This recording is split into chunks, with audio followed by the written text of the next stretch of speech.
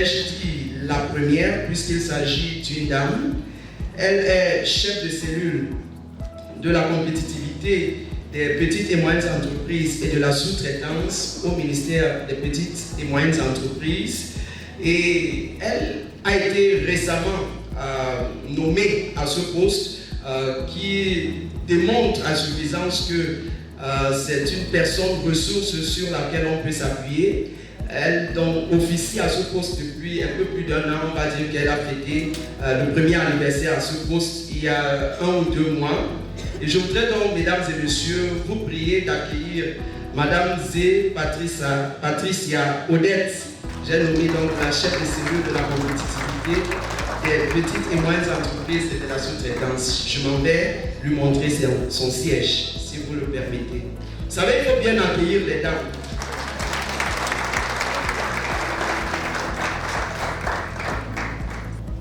Madame Zé, je vais accueillir cette fois-ci un homme.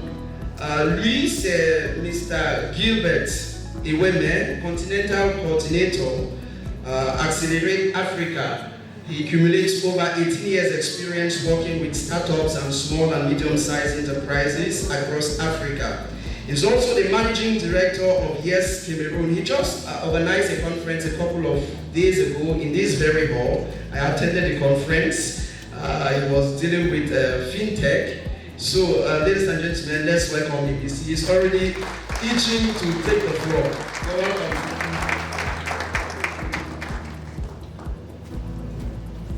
So, after Mr. Iweme, let's receive the next person, who is none other than Mr. Parfait Epo, actuellement en service donc à la direction du commerce extérieur au ministère du Commerce, où il occupe les fonctions de chargé des relations commerciales régionales, sous-régionales et internationales.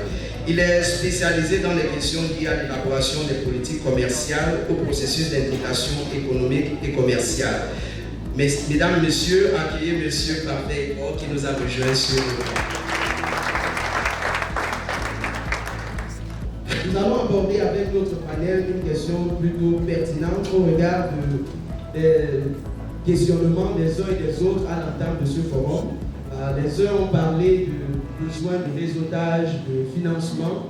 Donc nous allons autant que faire possible, à la lumière donc, de cette thématique, essayer de rentrer dans les différentes préoccupations que vous avez soulevées tout à l'heure.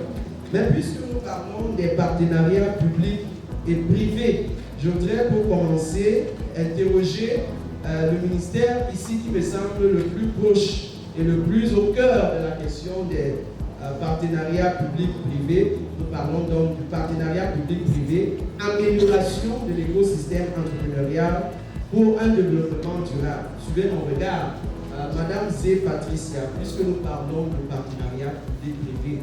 Les petites et moyennes entreprises ici présentes, je suis sûr que si on fait un petit sondage, il n'y en aura pas 50% qui savent effectivement ce que c'est qu'un partenariat public-privé.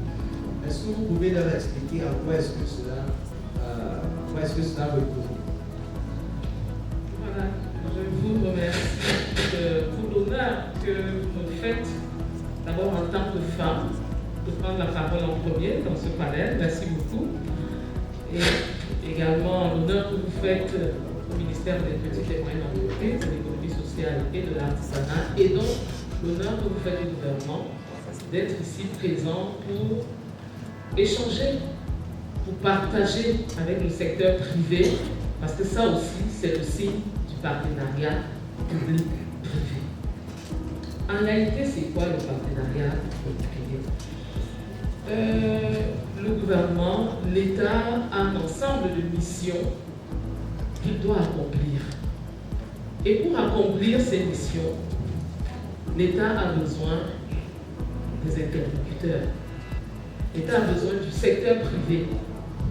Et à partir de ce moment, à partir du moment où l'État tend la main au secteur privé pour accomplir une mission de service public, à ce moment on parle de partenariat public-privé. Et ce partenariat peut prendre plusieurs formes. Beaucoup sont impliqués dans les partenariats public-privé sans peut-être pouvoir les identifier. Donc le partenariat public-privé peut prendre plusieurs formes. La première forme que tout le monde connaît, c'est la forme des marchés publics. C'est la forme des marchés publics. C'est un partenariat public-privé ponctuel. Ça veut dire que l'État a besoin de construire des infrastructures, l'État a besoin d'exploiter peut-être une mine, peut-être une forêt, vraiment un ensemble d'activités et l'État a besoin du secteur privé. Le marché public, l'État donc est fournisseur, comment on appelle, le prestataire, c'est le secteur privé qui est le client. L'État est le maître d'ouvrage. C'est le premier qu'on connaît. Bien sûr, il y a d'autres formes, comme les concessions. Ça veut dire que c'est une véritable délégation du service public. Vous avez entendu parler de certains acteurs qui exploitent les forêts. Ce sont des agréments pour exploiter des forêts. Ce sont les forêts de l'État. Il y en a qui exploitent les mines. Ce sont les mines de l'État. Il y en a qui gèrent des hôtels publics, qui sont des hôtels de l'État. Ça, c'est vraiment des concessions. C'est-à-dire que c'est une véritable délégation de l'État à un acteur privé. Bien sûr, ce qui est important, bien sûr, il y a le contrat de partenariat public-privé. À ce moment-là, l'État délègue, mais pour une période bien précise. Il y a donc des contrats de partenariat public-privé. Et l'avantage dans ces contrats, c'est que c'est l'acteur privé qui vient avec le financement. L'acteur privé vient avec son financement public. On monte un projet, l'État se dit je vais construire un hôtel, par exemple. Je n'ai pas les moyens de construire. Alors l'État ouvre à la concurrence les acteurs privés. L'investisseur vient avec ses ressources, ça permet à l'État d'aller au-delà de la contrainte de liquidité budgétaire. Parce que bien sûr, ce sont les acteurs privés qui ont l'argent. Et lorsque l'investisseur arrive, il accepte le projet, c'est-à-dire donc s'il y a un contrat, et l'État lui dit, vous allez donc construire l'hôtel, vous allez l'exploiter, vous allez le gérer pendant 10 à 15 ans. Ce que l'État peut lui demander, c'est, au bout de 15 ans, je vais récupérer mon hôtel. Pendant 15 ans, les ressources issues de l'exploitation de cet hôtel vous reviendront à hauteur, par exemple, de l'investissement que vous avez mis dans cette hôtel. Donc, en réalité, le partenariat peut prendre plusieurs formes. Il y a des formes plus faciles qui sont des formes, par exemple, d'accompagnement et de formation. Ça veut dire l'État confie à un centre comme l'ASBEC un agrément en lui demandant de former les jeunes entrepreneurs, par exemple. Parce que l'État ne peut pas être sur tous les fronts. En réalité, c'est ce qu'on doit comprendre. L'État ne peut pas être sur tous les fronts et l'État a besoin du secteur privé pour l'aider justement. Mais le plus important, c'est comment est-ce que cette coopération et cette collaboration est efficace. Est-ce que les acteurs sont prêts à respecter les clauses?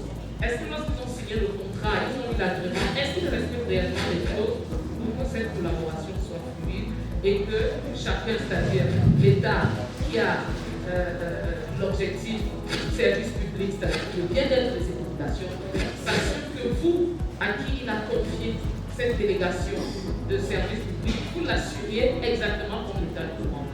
C'est pour ça que vous allez voir qu'il y a des agréments qu'on va retirer à certaines personnes.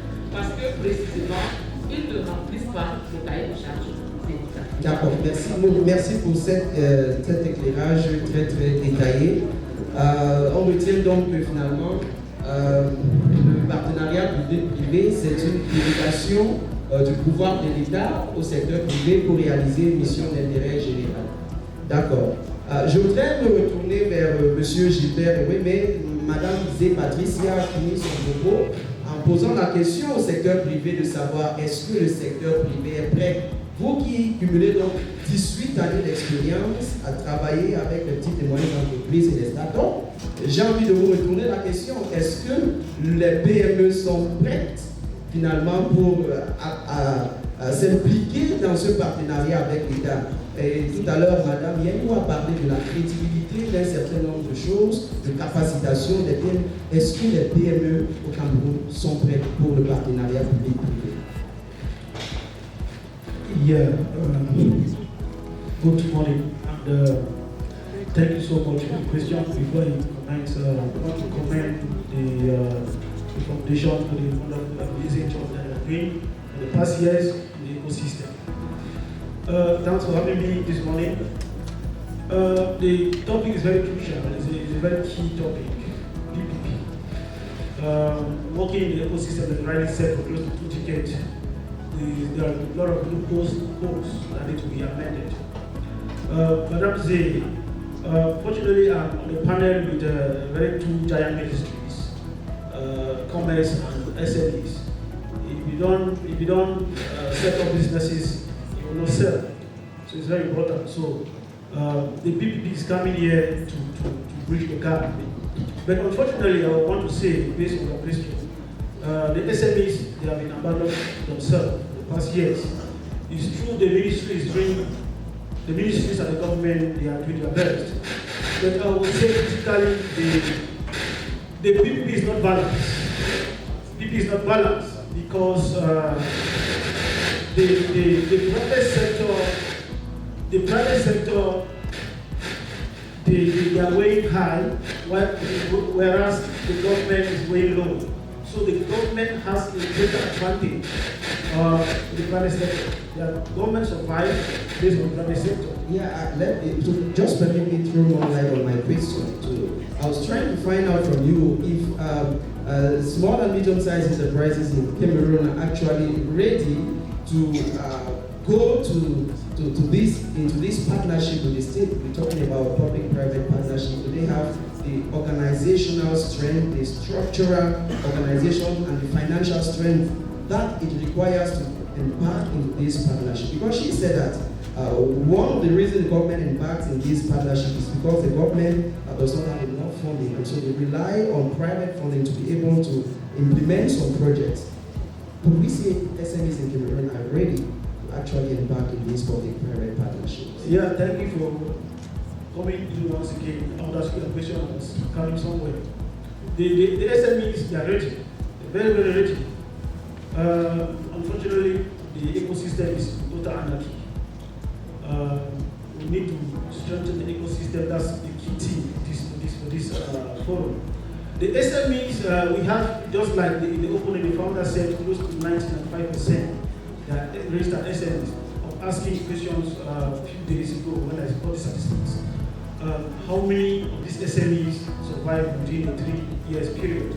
Because after registration, you find that most of them, majority of them, they died naturally. So it's difficult. It's difficult for the SMEs to survive when the ecosystem, first of all, is in anarchy. When I talk of the ecosystem, we mean the government, we mean the incubation, the accelerator programs, everyone involved. So the SMEs, they are doing their best to meet up with the challenges. You asked a question here in the hall, and the majority of the answers focus on financing, which is a key challenge for SMEs. They don't have the financing. So the government needs the stakeholders to see how they can mobilize this financing to support the SMEs, because that's the key challenge.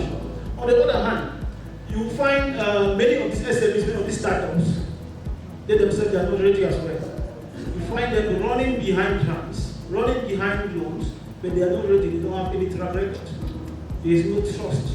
So how do you want to raise money when you want to raise 10 million when you are unable to manage 1 million? So that is some of the challenges. Now, the stakeholders now need to come to give us all the capacity, which you mentioned, training, access to finance and so on. But I want to emphasize the SMEs, especially the startups, because we have the majority of them. You find young people running startups for 10 years. It's absurd.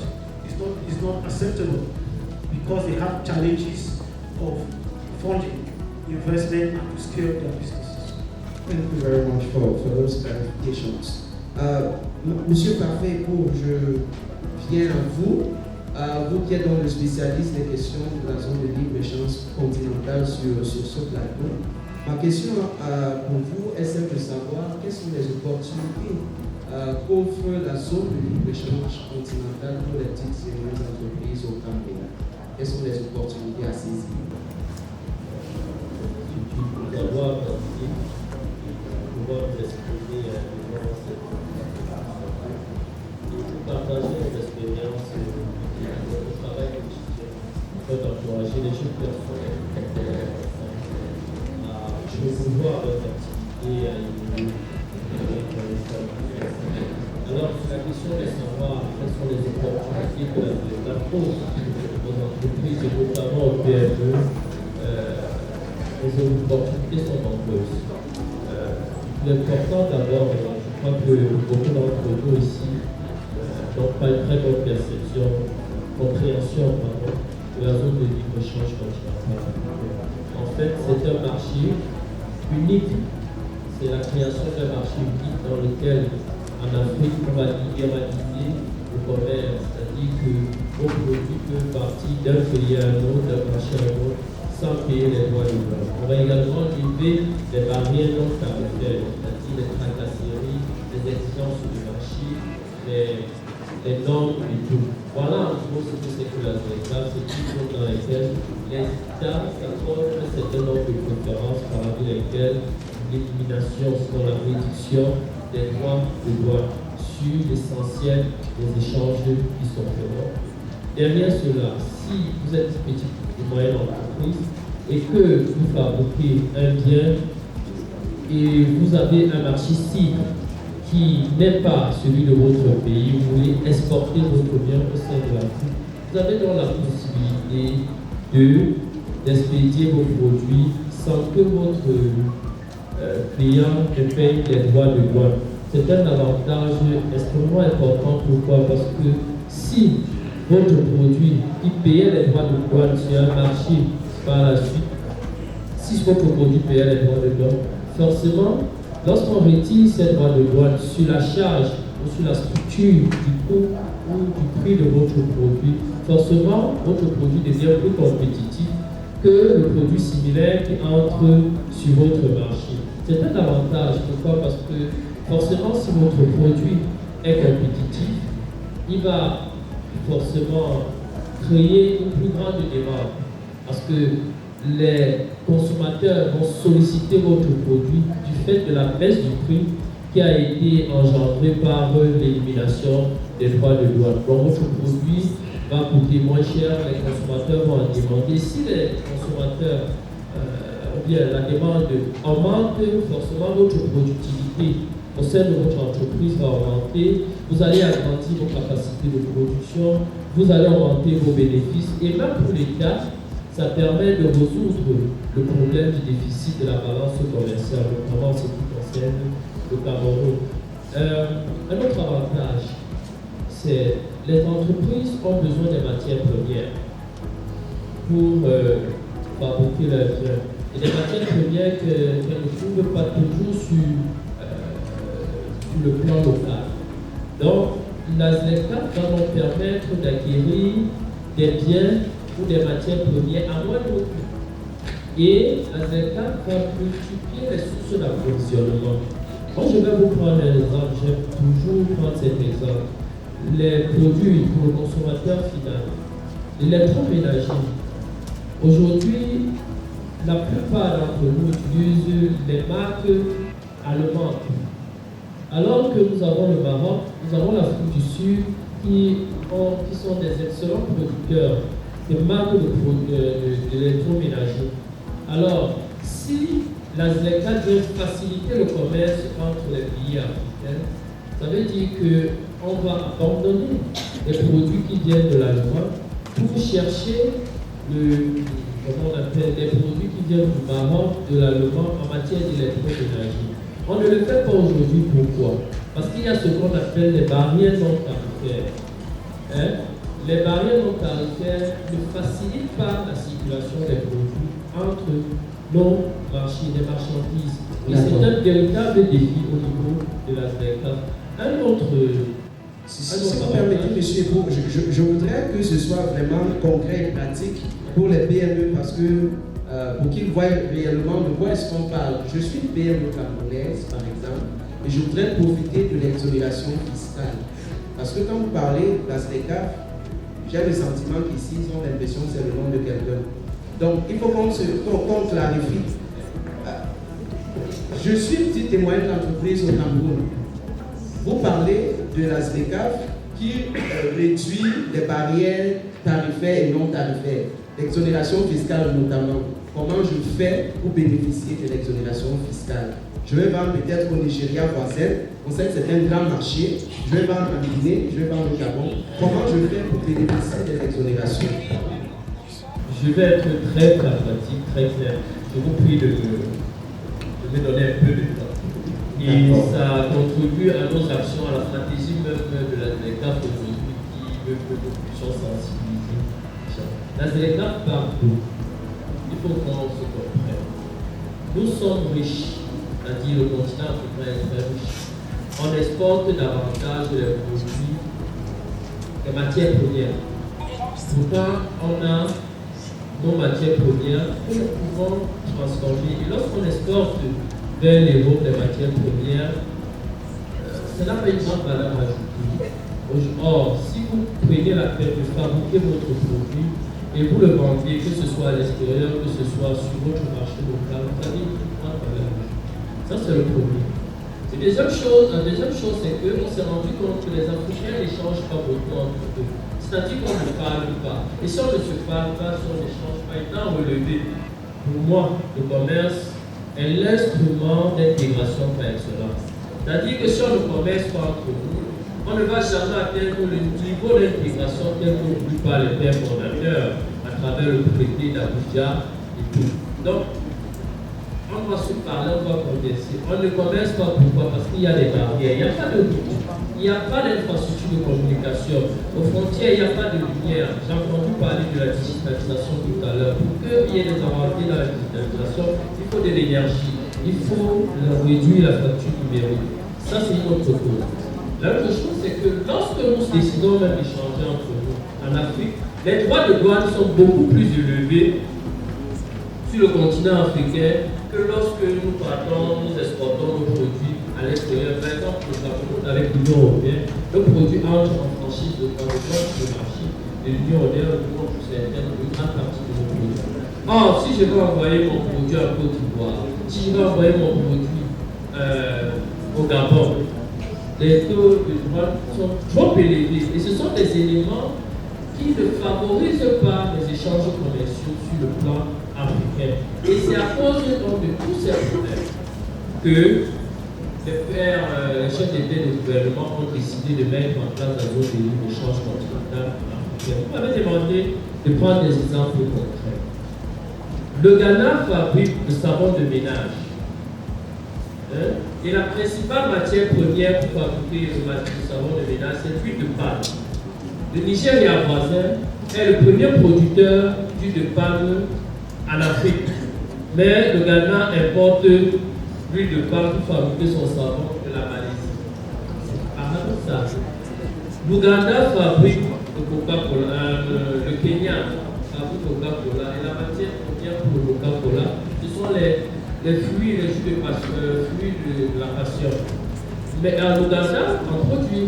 Mais le Kenya importe ces fruits de la passion de la Chine. C'est paradoxal.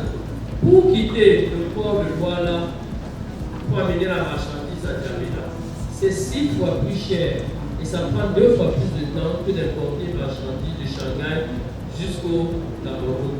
Donc voilà autant de barrières. Et lorsque j'ai pris ces exemples, les PME peuvent déjà se situer dans les avantages ou bien les préférences que la ZLECAf pourra accorder. Donc c'est pour éliminer.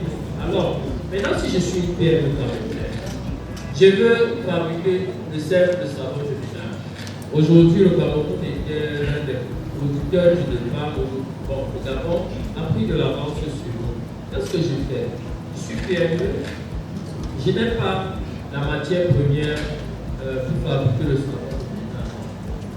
Or, avant que le Gabonais envoie son huile de palme au Cameroun, c'était compliqué à cause des tracasseries, à cause des droits de douane élevés.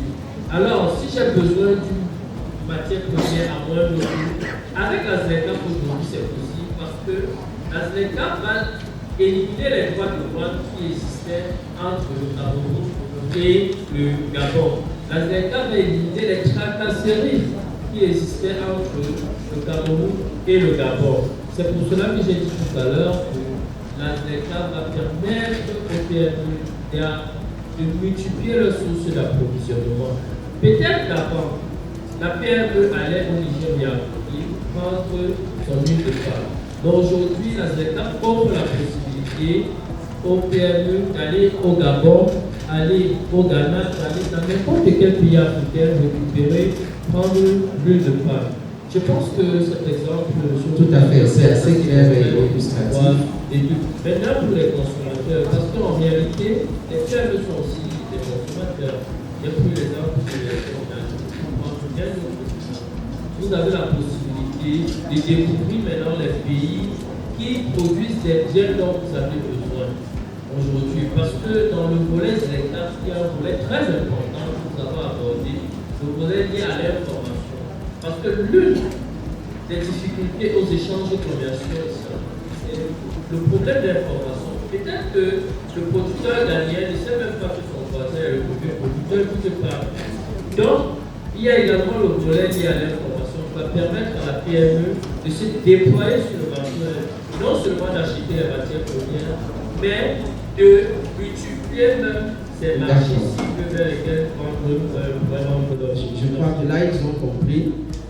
Je voudrais revenir sur quelque chose qui a été dit tout à l'heure et justement prendre quelques réactions de notre quatrième panéliste finalement. Tout à l'heure, Madame Zé a dit qu'il y en avait même qui avaient des expériences de partenariat public mais qui l'ignoraient. Je voudrais justement recueillir, pour qu'on bâtisse sur les expériences des uns et des autres, je voudrais recueillir une ou deux expériences dans la salle de PME ayant fait l'expérience d'un partenariat public-privé, qu'il s'agisse d'un partenariat PPP, comme ça se fait par le CARPA, ou alors de la bourse de sous-traitance, ou encore d'une commande publique pure et simple, d'un contrat d'un marché public. Je voudrais recueillir un ou deux personnes pour partager l'expérience de leur PME là-dessus, pour qu'on bâtisse sur les expériences. Alors, la parole est à qui veut la prendre. Est-ce que vous avez déjà expérimenté un partenariat public-privé sur n'importe quel des trois formes que je venais d'expliquer, partenariat public-privé, tel que opérationnalisé par le CARPA, bourse de sous-traitance ou alors marché public? Alors, les marchés publics, je suis sûr qu'on va en trouver au moins les 4-9. Hein? On se connaît, les 4-9. Est-ce qu'il y a une PME qui peut partager son expérience? Oui, je vois une main là. Est-ce qu'on peut lui passer le micro, s'il vous plaît? So we just want to find out from the SMEs here present if they've had, what is their experience of public-private partnership? Like, have you ever operated a public contract or any form of the public-private partnership we've discussed so far? The person is here. Je peux faire. Pourquoi? Parce que le moyen, il fallait une préfinanciation pendant une certaine période et ce que nous n'avons pas pu faire. Ok, d'accord. Ça veut dire que la difficulté à laquelle vous avez été confronté, c'est un problème de liquidité. D'accord. Ça veut dire qu'il se pose ce problème de préfinancement, de la capacité financière des petites et moyennes entreprises au Cameroun. Merci de partager cette expérience. Est-ce qu'il y en a une petite et moyenne entreprise qui peut partager son expérience? Merci, bonjour. Je suis Lucas. En parlant de partenariat public-privé, nous avons eu prestation de services au niveau du ministère de l'Éducation physique où il était question qu'on meuble les bureaux avec les fournitures, ainsi que le département d'informatique avec les machines et les imprimantes. Le partenariat s'est plutôt bien passé parce qu'on avait un peu de fonds pour préfinancer et nous sommes en attend que le ministère puisse nous payer au niveau mais on a eu un petit problème au niveau des contrôleurs, les informaticiens, quand ils ont vu les machines, c'était des machines fonctionnées. On a dû pour venir avec d'autres machines, mais en réalité, c'était pas ça le problème. Merci. Ok. Vous dites que ce n'était pas ça le problème. Vous pensez que le vrai problème c'était lequel?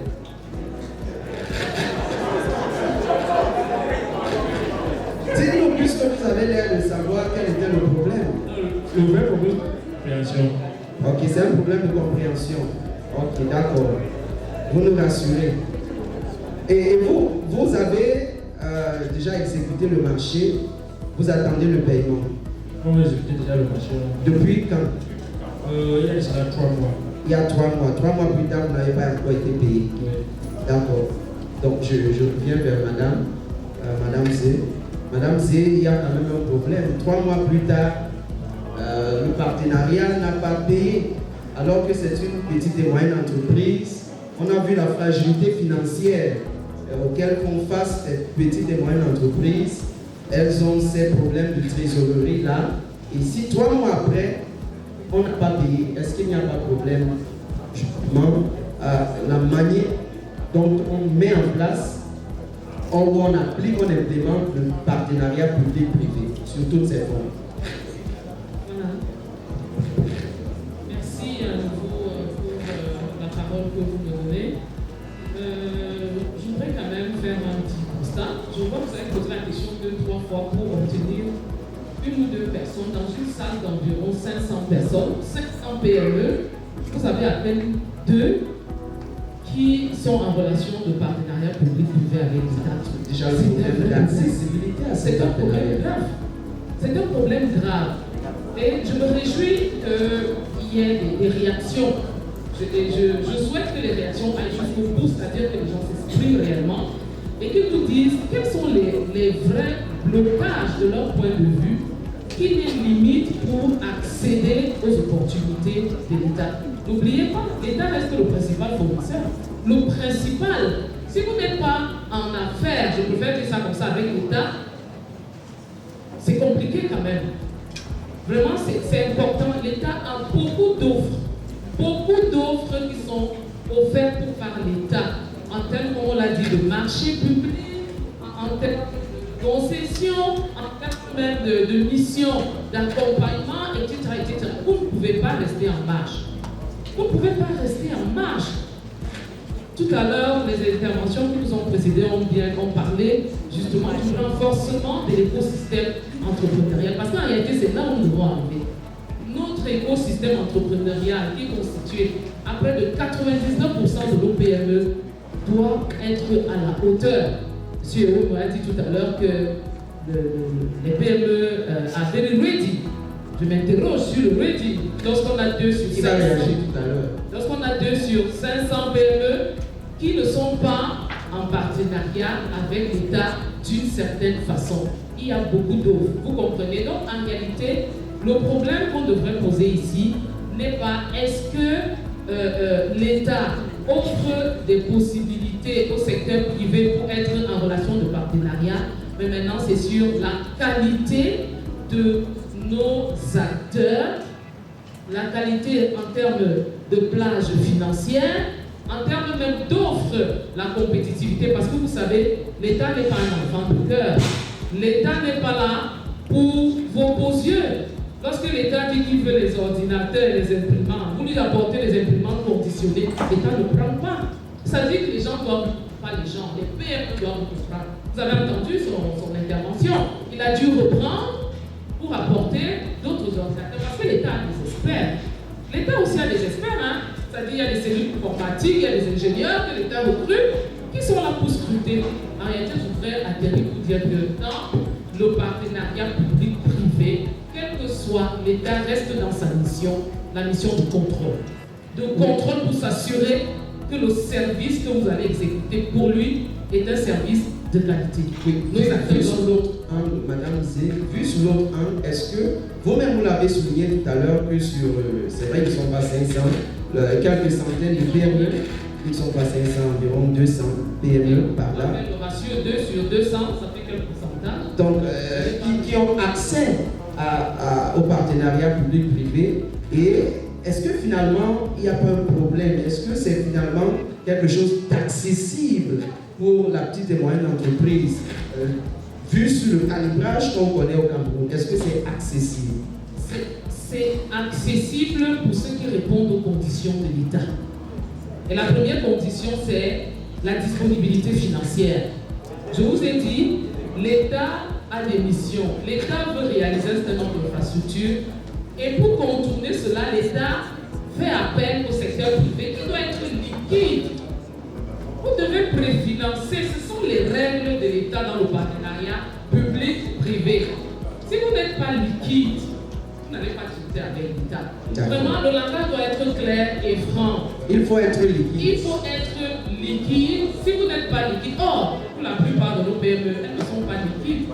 Vous le voyez, elles ne sont pas liquides. Monsieur Weme, je voudrais, I want to get to you, Mr. Weme. Madame Z says that the SMEs in Cameroon have to be financially strong to be able to embark in this public-private partnership. Now, my question to you is, how supportive is the financial institutions in pushing you, in giving you the financial strength that you guys need to be able to get involved into this public-private partnership? Do you have the support of financial institutions? Yes, I think we all know financing is the most difficult aspect when it comes to capital SMEs. That's the key. You talk about financial institutions. We have traditional banks in Cameroon. I call them traditional banks because they don't finance or give loan to SMEs without collateral securities. That's a big challenge. Now, how do we get to this level, or how do we change the narrative? I always encourage SMEs, startups, to look for innovative financing. You have equity investors, you have VCs, venture capitalists. All these are measures of financing that they can move away from traditional banks, because traditional banks will not finance SMEs because they are still starting. Banks finance SMEs, banks run behind SMEs who have already made it. When you are right down there, they don't come behind you. If you run behind them, they don't look at you. They want to start making it, they rush behind you. Now, the alternative is just the equity and the venture capitalists that you need to run behind them for them to see how they can leverage and raise capital. And most importantly, I always say, we SMEs, startups, don't need to run behind money. We can make our own money ourselves.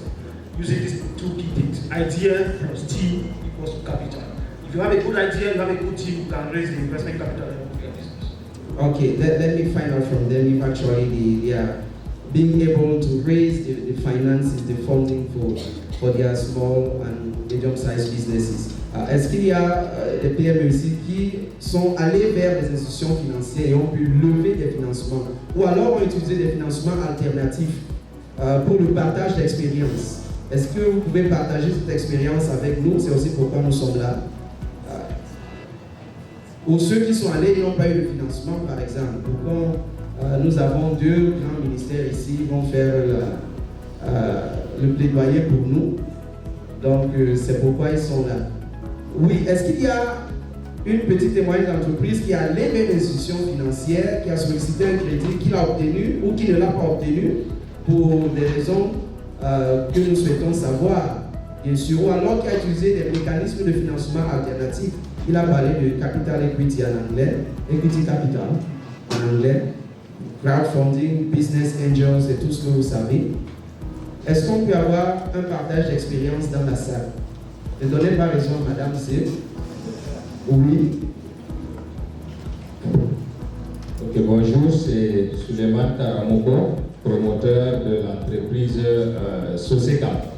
Tout à l'heure, Madame a parlé de questions d'information au niveau du partenariat public-privé. Nous, quand je démarrais, j'ai pu obtenir à travers la plateforme de l'ARP un marché que j'ai sélectionné, que voilà, le marché m'a été offert. Nous avons exécuté le marché à travers l'entreprise où nous avons levé des fonds à travers une banque. Nous avons obtenu le financement. Malheureusement, le délai d'exécution du marché était de 2 mois et demi. 2 mois et demi, nous avons fait dans les délais. Le paiement, nous avons obtenu le financement à la banque pour 12 mois. Le paiement est arrivé après 36 mois. Voilà le premier problème. Maintenant, vous savez, et là, le paiement nous a mis en difficulté avec la banque. Qu'est-ce qu'il faut faire pour évoluer? Nous avons encore cherché d'autres marchés que nous avons obtenus, mais malheureusement, la banque ne pouvait plus nous financer, malgré que nous ayons toute la documentation de l'exécution du marché, que ce soit le bordereau de réception, etc., etc., etc. Et là, nous avons eu de sérieuses difficultés où notre entreprise a pris un mauvais coup au niveau de la signature de l'entreprise. Et à travers ce moment que nous avons compris qu'il y avait des mécanismes en dessous pour pouvoir obtenir maintenant les paiements dans les temps sous, s'il vous plaît. Comprenez comme ça. Ils ont compris ce que je veux dire. Vous voyez? Et c'est pour cela que nous, les jeunes PME aujourd'hui, nous ne voulons plus de ce genre de marché avec l'État parce qu'on nous met beaucoup en difficulté. Et heureusement que nous avons développé certains domaines d'activité pour de quoi nous devons être enterrés. Donc voilà donc le véritable problème. Et même également au niveau même de l'obtention même des marchés, vous pouvez avoir des liquidités, vous avez de l'expertise, mais c'est encore autre chose. Il y a encore des dessous.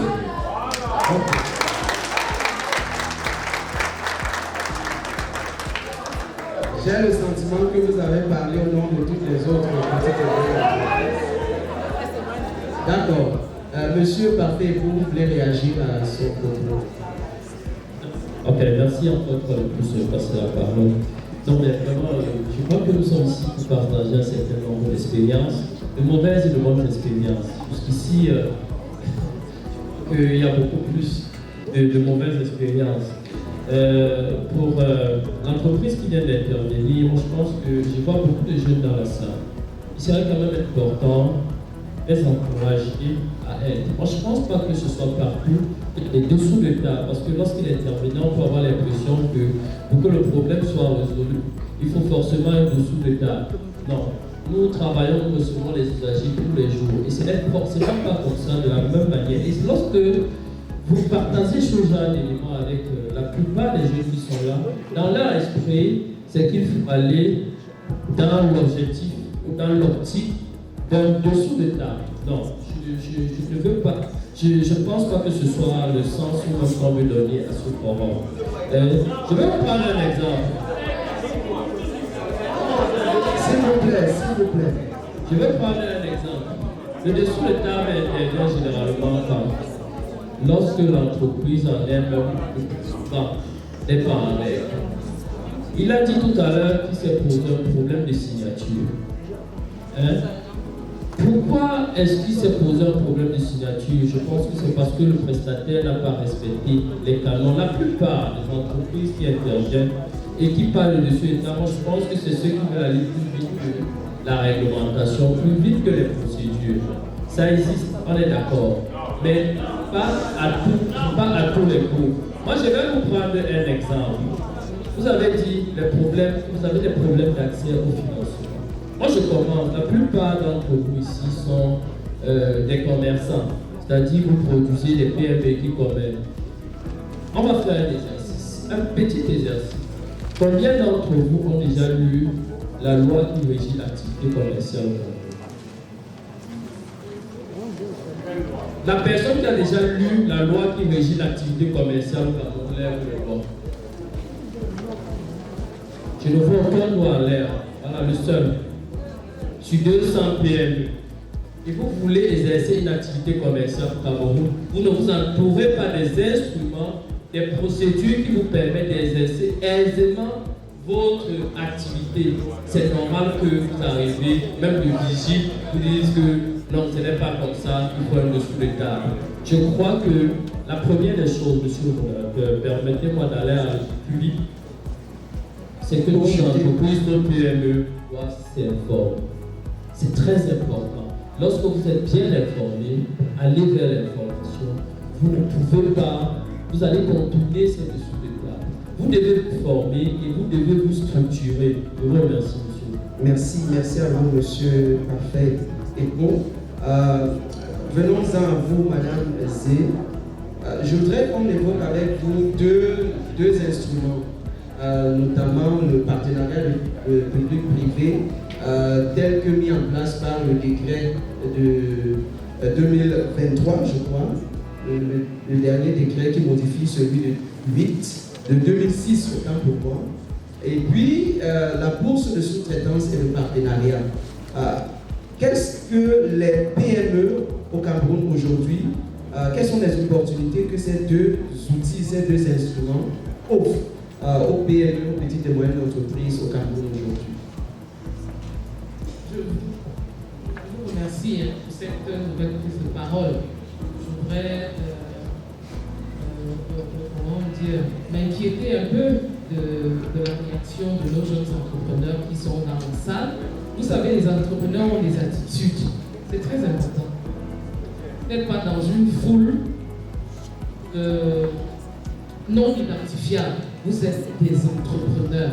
Et en cette qualité, il y a une attitude. L'attitude des gagnants. L'attitude de ceux qui vont vers le succès. Et dans cette attitude, ce n'est pas dans le chaos ni dans le pouvoir. C'est très important parce que nous en profitons également pour sensibiliser notre jeunesse. C'est très important parce qu'il y a beaucoup de jeunes entrepreneurs. Et vous savez, le gouvernement fait beaucoup.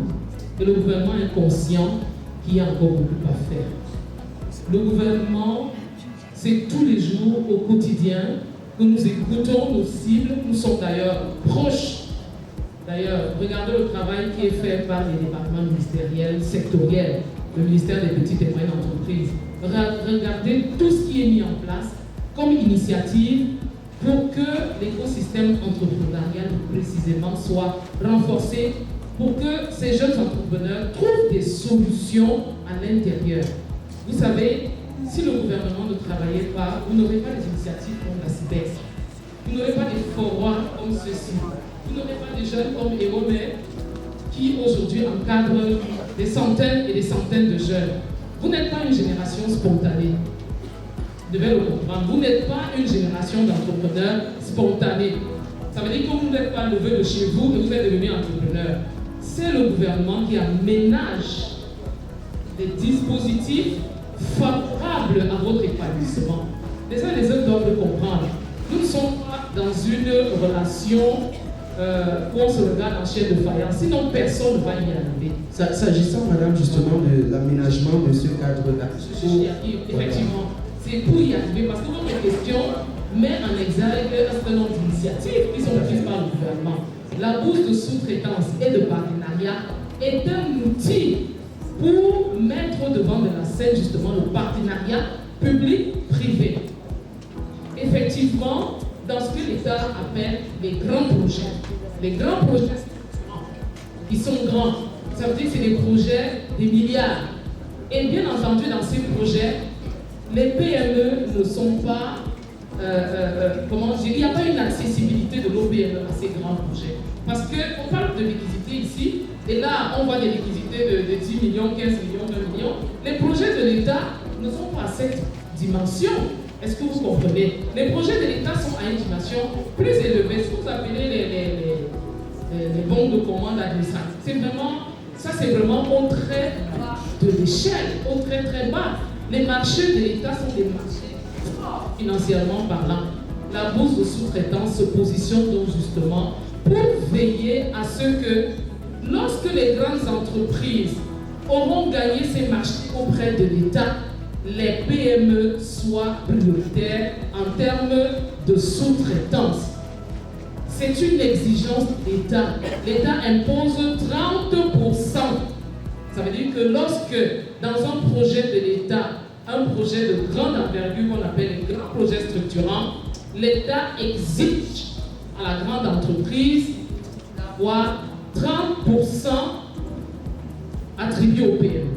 C'est ça la bourse de sous-traitance. Est-ce que vous avez justement le sentiment que cela est appliqué? On va dire pratiquement 11 ans après la mise en place de la bourse de sous-traitance. Quel est le bilan que vous avez? La première difficulté à laquelle fait face la bourse de sous-traitance aujourd'hui, c'est que les PME ne s'inscrivent pas. Combien connaissent la bourse de sous-traitance? Combien sont inscrits? Vous voulez que je pose la question également? Allons-y. Qui est inscrit à la bourse de sous-traitance et de partenariat du Cameroun? Je repose la question. Qui est inscrit à la bourse de sous-traitance et de partenariat? Où voulez-vous aller chercher les PME dans la rue? Merci donc. Merci à la SB, merci à la organiser ce forum. Merci permettre donc de parler des initiatives de l'État. Est-ce que vous pouvez prendre 2 minutes pour leur donner les critères? Comment est-ce qu'on s'inscrit à la bourse de sous-traitance et de partenariat en 1 minute véritablement? Bon, la première condition, le premier critère, c'est qu'il faut être une PME industrielle. Une PME industrielle, c'est-à-dire ce sont des PME qui sont dans la transformation. C'est très important. Parce que les grands projets de l'État, c'est-à-dire que les PME qui sont dans les services ne sont pas prioritaires. Les PME du secteur industriel, c'est-à-dire la transformation. C'est vraiment le premier critère. Bon, maintenant, les autres, je sais qu'il y a les conditions d'adhésion. Les PME, je n'ai pas le prix exact, c'est vrai que j'ai des collaborateurs dans la salle, mais je sais que l'inscription ne doit pas dépasser 50 000 d'abord. C'est une information à vérifier, mais elle ne doit pas dépasser 50 000 l'inscription à la bourse de sous-traitance et de partenariat. On peut vous donner les adresses, on peut vous donner les adresses pour s'inscrire. Donc, j'ai envie de dire, on vous invite au ministère des petites et moyennes entreprises, de l'économie sociale et de la... Ou alors, numéro de la porte, soit l'information soit complète. Ou alors, on vous donnera l'information avec tous les liens, vous pourrez communiquer sur les plateformes de la SPEC. Aussi. Par exemple. Donc, la bourse de sous-traitance et de partenariat est donc une structure privée, je peux dire privée, mais qui fonctionne avec les subventions de l'État et qui permet donc de veiller à la présence de nos PME dans les grands projets structurants de l'État. Je voudrais terminer mon propos en vous disant, à vous les PME, l'État offre beaucoup d'opportunités de marché et de partenariat. Ne restez pas en marge, parce que l'État est un bon payeur, vous savez. L'État est un bon payeur. C'est la vérité. Ceux qui viennent traiter avec l'État, regardez leur train de vie, regardez-les. L'État est un bon payeur. Que personne ne vous dise autre chose. C'est un entrepreneur, vous n'avez pas encore traité d'État, cherchez à traiter avec l'État. Et j'ai envie de dire, comment vous faites pour avoir l'information? Est-ce que vous savez que tous les jours, dans le Cameroun Tribune, c'est-à-dire le quotidien national, il y a des offres de marché de l'État? Tous les départements ministériels communiquent dans le Cameroun Tribune. Combien lisent le quotidien national, les chers jeunes entrepreneurs? Combien?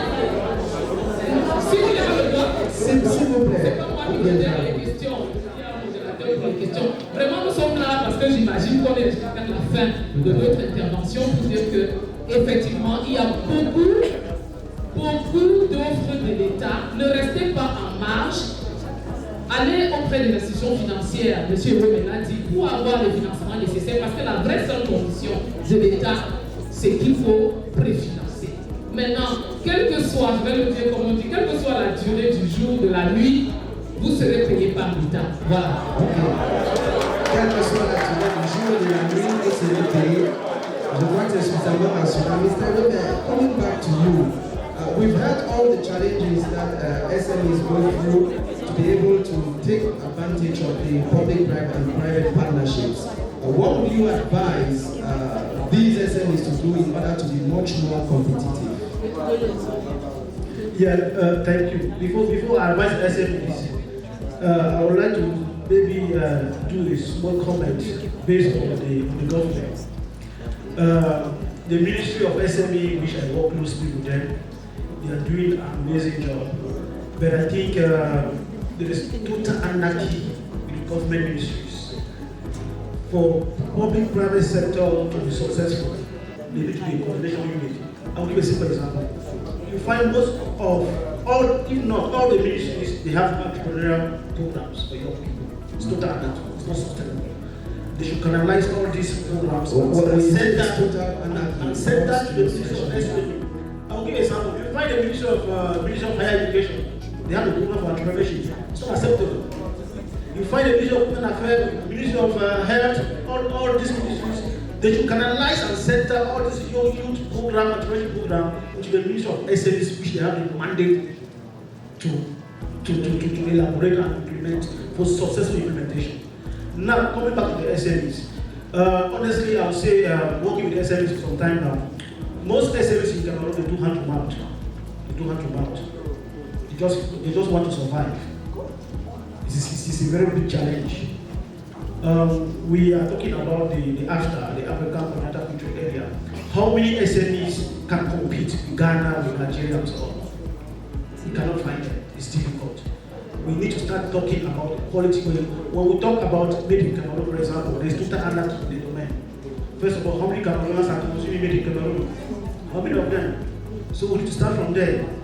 These guys, the government has to start consuming made in Cameroon themselves. Yeah, the government has to start consuming made in Cameroon themselves. During their seminars, their conferences, and so on. But unfortunately, you find exported things, consumptions, during the seminars. They need to support these SMEs for them to grow, for them to raise money and scale their businesses. It is very important that the SMEs themselves come together.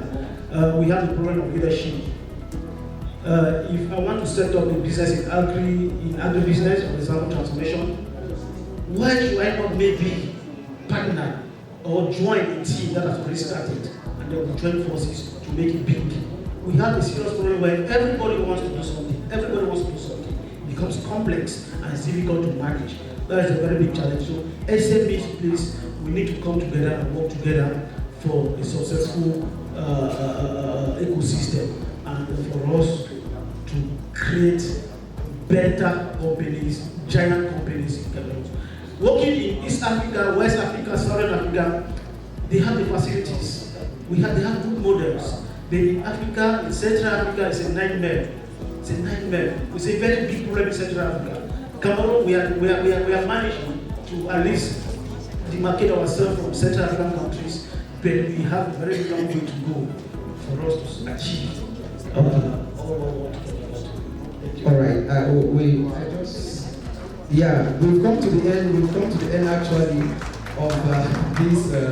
I understand it's very interesting and there's a lot to say about this topic, but then we are cut short of time and we have to wrap it up at this level.